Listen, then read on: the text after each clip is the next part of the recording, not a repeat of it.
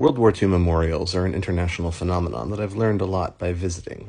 This one, built by the United States on the National Mall, is unimaginative and ill-sited, and it sort of fails for me for reasons that will become clear by the end of this video. Others, like Yad Vashem, basically a World Holocaust Memorial in Jerusalem, have really excellent exhibits, but the final moments, when you're ushered out onto a balcony and invited to gaze at the rolling hills of Judea, become discordant, at least if you don't share the particular narrative, in this case, a kind of redemptive view of the Holocaust. In China, the memorial to the Nanjing Massacre wasn't even built until 1985, for reasons that I explain in a video way back involving a cartoon of a human centipede. That first iteration was actually a step away from Soviet-influenced monumentalism and is quite powerful because it emphasized a human scale and human tragedies. A generation later, massive investment has rebuilt it on this large scale, and that's a tiny human dot to the bottom right of the statue. The monumentalism, at least for me, undermines its emotional power. This could be anywhere in the world.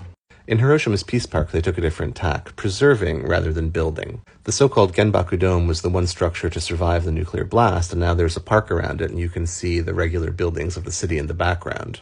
It's powerful, and there's a discrete museum nearby where you can see exhibits, including how human beings were turned into ash and etched onto the marble where they sat.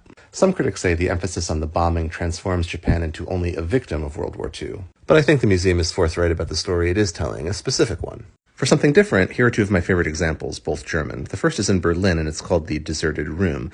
You can see the parquet floor on the ground as if we are in this room without walls, where there is a table and two chairs, one knocked over. The scale is actually just slightly larger than normal, so you almost look at this as if you were a child. I should say this is a Kristallnacht memorial, I think. Now, it's on a human scale. You can approach it. You can sit in the chair. It's integrated into daily life. You can see the park all around it. It seems like there were people here who just left. But the best of all is this memorial in Munich. The White Rose was a secret society of students and academics who dared to oppose the Nazi regime from inside the seat of their own power. A couple of the leaders were captured on campus with incriminating anti-Nazi writings on them, and the group was largely rolled up by the Gestapo, and most of the leaders were executed. There are many memorials to the group around Germany, but this one is particular.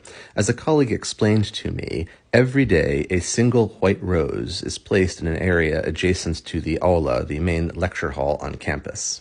What happens to the rose? Maybe it's blown away. Maybe it is picked up and put in the trash. Maybe a tourist carries it off, not even knowing its significance. It doesn't really matter, because the following day, a new, fresh, white rose will take its place. This, to me, is more beautiful and feels more enduring than any placard or sign. I've introduced all of these because at some point in your lives, many of you will be involved in discussions about a memorial, creating something in your community.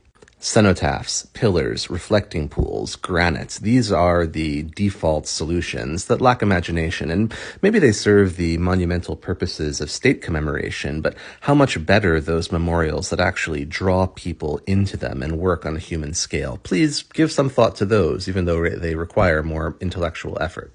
Monuments don't have to be just dead stones. They can be living, too. Speaking of which, the last living member of the White Rose died only this year. She had emigrated to America to make a life there and had retired to a place near Charleston, South Carolina. So if you find yourself in the area, consider leaving your own White Rose out for Troute La Friends.